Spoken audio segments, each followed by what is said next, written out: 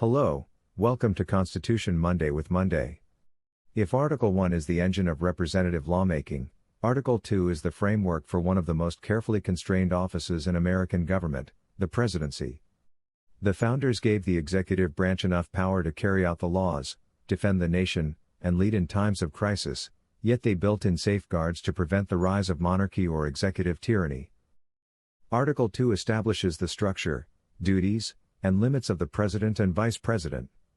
It is a central pillar of the separation of powers and essential to the survival of a constitutional republic. Section 1. The Presidency, Elections, and Qualifications. Text summary highlights. The executive power shall be vested in a President of the United States of America. The President and Vice President serve 4-year terms. Establishes the Electoral College system. Requires the President to be a natural-born citizen, at least 35 years old, a resident for 14 years. Before he enter on the execution of his office, he shall take the following oath or affirmation. I do solemnly swear that I will faithfully execute the office of President, and will to the best of my ability, preserve, protect and defend the Constitution. Key points. Executive power is real but not absolute. The Electoral College balances state and popular influence.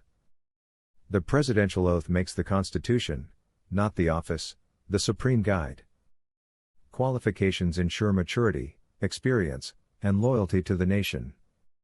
Section 2, Powers of the President. Text summary highlights. The President is Commander-in-Chief of the Army, Navy, and state militias, when called into service. May require the opinion of department heads, early evidence of the Cabinet. Can grant reprieves and pardons for federal offenses. With Senate approval, may make treaties, 2/3 vote required. Appoint ambassadors, judges, and officers of the United States. May fill vacancies during Senate recess. Key points. Commander-in-Chief power is balanced by Congress's authority over funding and war declarations. Treaties and major appointments require Senate oversight, maintaining checks and balances. The pardon power offers mercy, but not unchecked rule. Executive authority is strong, but deliberately intertwined with legislative consent. Section 3, Duties of the President. Text summary highlights. Must deliver the State of the Union to Congress. May recommend necessary and expedient measures. Can convene or adjourn Congress in special circumstances. Must receive ambassadors and other public ministers. Must take care that the laws be faithfully executed. Commissions all federal officers. Key points. The President cannot make laws but may recommend them. The Take Care Clause ensures execution, not creation, of law. Foreign relations begin with the executive but remain accountable to Congress. Executive leadership is constitutionally limited and service-based. Section 4, Impeachment. Text summary. The President, Vice President and all civil officers shall be removed from office on impeachment for, and conviction of, treason, bribery, or other high crimes and misdemeanors. Key points. No executive officer is above the law. Impeachment protects the Republic from abuse of power. The House brings charges, the Senate holds the trial. Why the founders designed Article 2 this way. From a constitutionalist perspective, Article 2 reflects both historical wisdom and political prudence. The founders rejected kingship.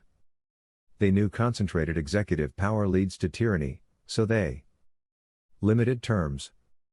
Required elections through the states. Divided powers with Congress. Allowed removal from office. The founders valued energetic leadership. They also understood that emergencies require quick action. Foreign relations need consistency. Enforcement of law requires a central administrator.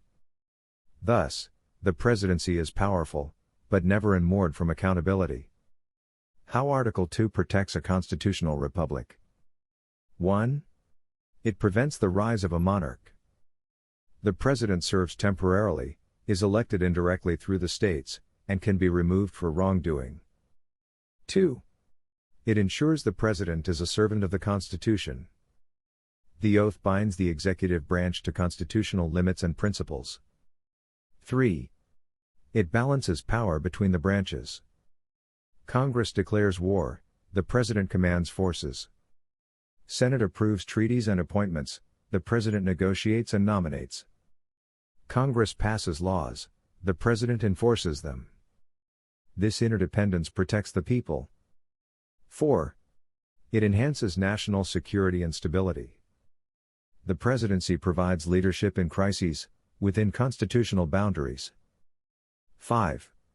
It protects liberty through accountability. Regular elections, the impeachment process, transparency, and limited powers ensure no president can become a ruler. Section by section importance for modern America. Section 1 reminds us. Executive power comes from the people, through the states, not from personal ambition or popularity. Section 2 ensures. Military authority and foreign policy remain constitutional, not unilateral. Section 3 guarantees. The president cannot ignore or rewrite laws but must execute them faithfully.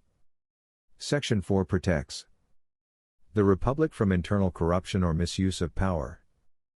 Conclusion, Article 2, Executive power under constitutional restraint.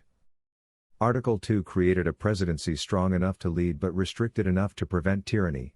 It balances energy with accountability, authority with oversight, and leadership with constitutional limits.